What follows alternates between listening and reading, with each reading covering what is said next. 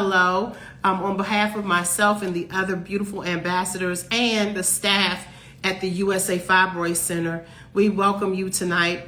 We are so grateful that you decided to join us, and we have a special guest. This is Dr. Jacob White, and he is the medical director of the Fibroid Services at USA Fibroid Centers, and he is a board certified interventional radiologist. Tell us exactly what a fibroid is, because I think some people self-diagnose like, I got it, I know I do, and they've never kind of been in to see someone like you. Describe to us exactly what a fibroid is.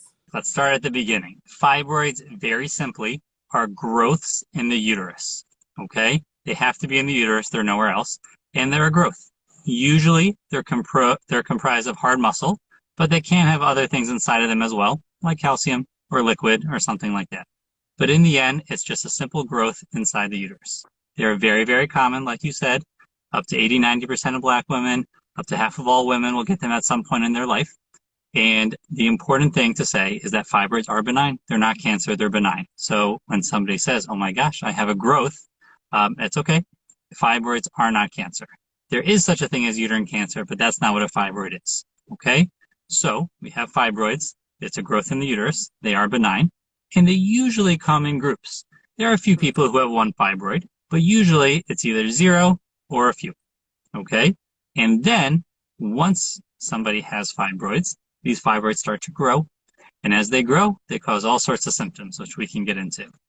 Wonderful. So I remember having, all of these fibroids. I unfortunately had 14 fibroid tumors and was suffering for a very long time, and I just did not know what caused them. Is there any idea what causes these fibroids? We don't always know, but we do know a few things. Number one, they tend to run in families and certain ethnic groups. Okay. So we hear a lot that Black women, of course, the most common.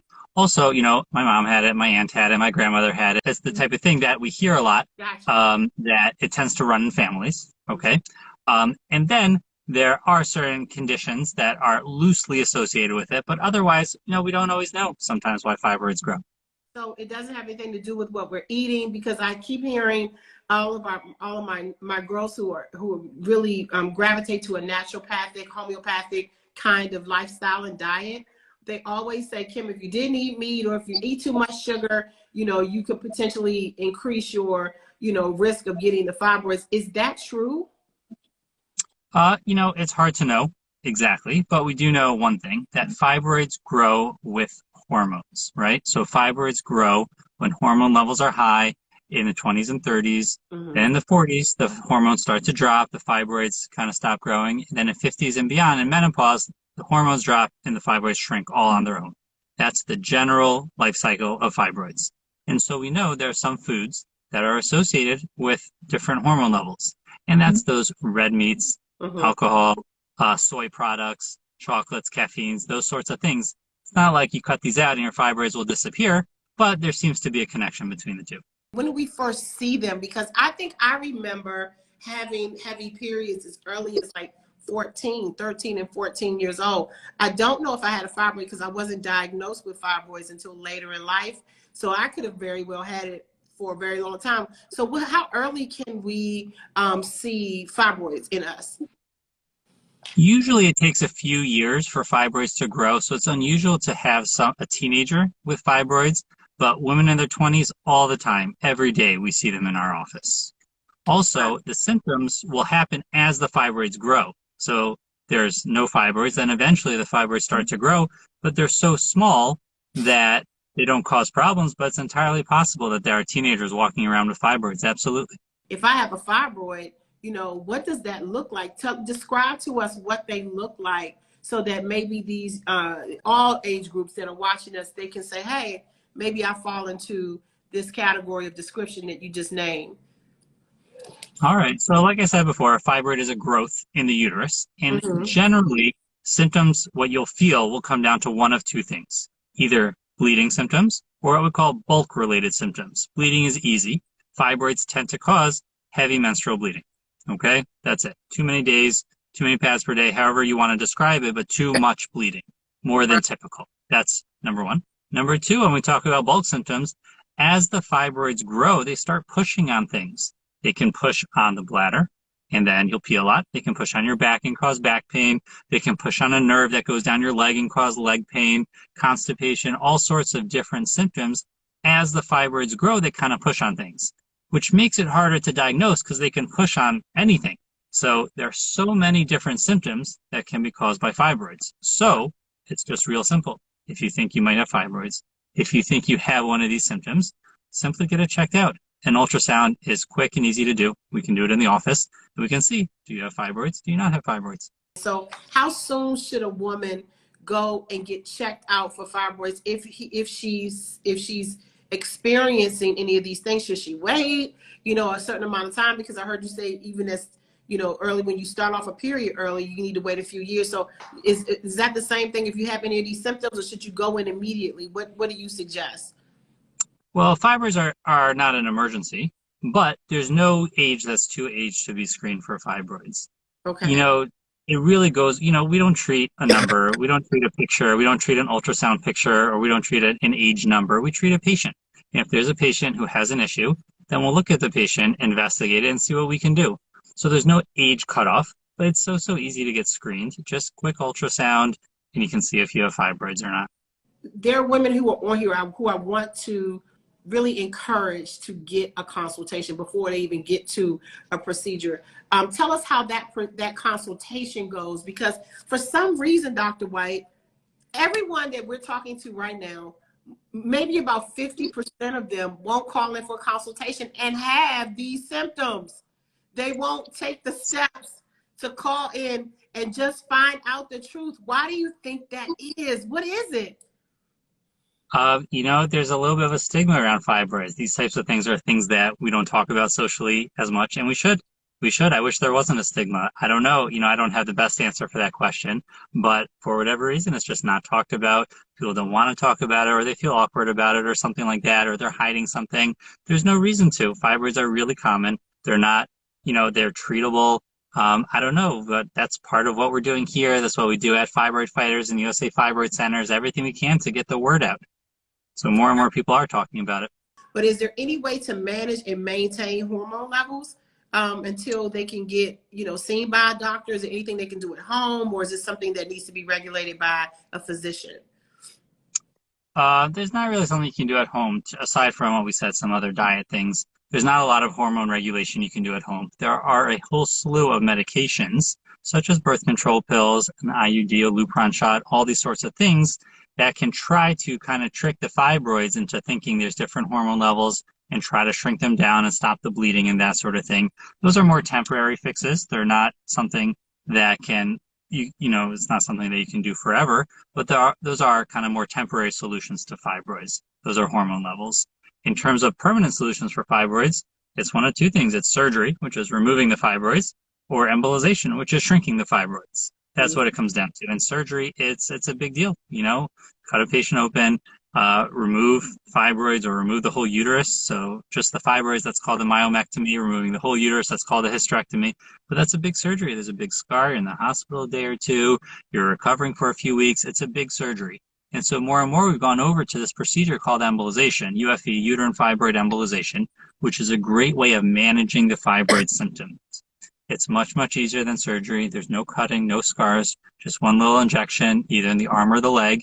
A little tube goes on the inside, a little catheter. You don't feel any of that. We've given you medicine to relax, and we inject all the fibroids, cut off the blood flow to the fibroids, and kill the fibroids. Can you just tell us a little bit about the myomectomy and I know you said that in addition to the scarring and the long period of time that you're out of work, but can you tell us a little bit about the myomectomy versus the hysterectomy, and then why we choose the UFE embolization? Because that, if I had known about the UFE, I would definitely would have, made that choice. Right. Okay, sure. So let's start all the way at the other end, which is hysterectomy. It's just removing the uterus, okay? And there are different ways to do surgery. There's what's called open surgery, which is a big scar, open you up, and just scoop out everything we want out. That's a hysterectomy, okay? There's also what's called laparoscopic or minimally invasive surgery, which is still major surgery. There's still general anesthesia with a breathing tube. There's still several scars on your belly, and that's still just removing the uterus. That's the hysterectomy. We try to do not to remove the uterus. We don't want to remove the uterus if we don't have to. So sometimes, if there's only a couple fibroids, a myomectomy can be done. So myomectomy is removing just the fibroids. We leave the uterus inside and scoop out just the fibroids. And if there's only 1 or 2 fibroids, if they're more on the outside of the uterus, that's much easier to do than a hysterectomy. But like you said, you had 14 fibroids. It's hard to cut into the uterus 14 times and then sew that whole uterus back together. That's very, very difficult. And so myomectomy is not as straightforward as it seems, and that's why often a hysterectomy is done. Those are the surgery options. Uterine fibroid embolization is very different. It's done in the office, not in the hospital. It's not done under general anesthesia, just a little bit of twilight sleepy medicine. There's no cutting, no scars, just a tiny needle hole. And then the patient walks out the door after an hour or two. There's no cutting, no scars. Yep, about an hour or two. There's a bunch of cramps, pelvic cramping afterwards for a few days. That's the fibroids dying. And we would give them medicine to get them through it. But after a few days, the patient goes back to work. When you said that the fibroids are dying, where are they going? Like, what's happening to them? Like, how are they being transmitted through the body? Are they coming out of us?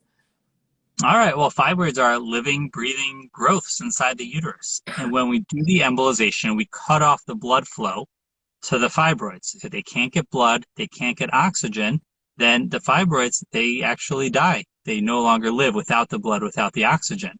And so most fibroids will just shrink down and scar down to a very small growth that can't bleed and can't cause pain.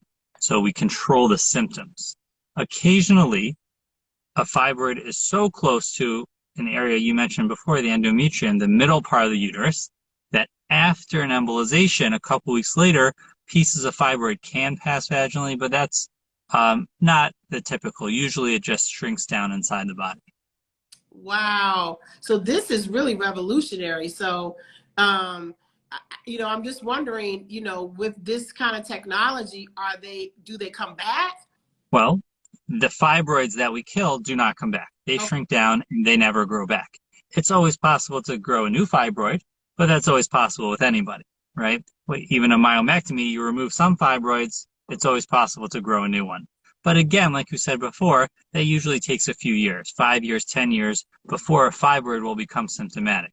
So most women have the embolization procedure, and then they're good for a while, or they don't grow new fibroids, and they don't have to worry about it anymore.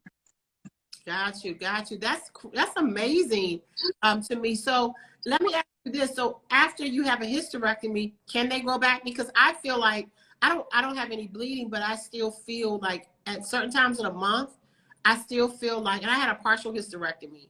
I feel very, what's the word I'm looking for? Almost like I'm having a period, like premenstrual, like a PMS.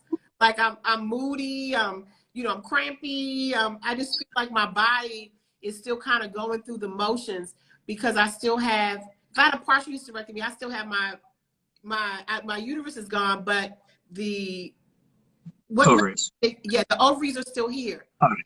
So if your ovaries are still there, you still have all the natural hormones, and you can still have a lot of those symptoms, right? So that's exactly right. And that's typical. And we try to leave the ovaries inside. We don't want to remove the ovaries if we don't have to. So usually a hysterectomy, we try to leave the ovaries behind. And then if you had a partial hysterectomy and there's still some uterus there, it's possible to grow a fibroid in the remaining uterus.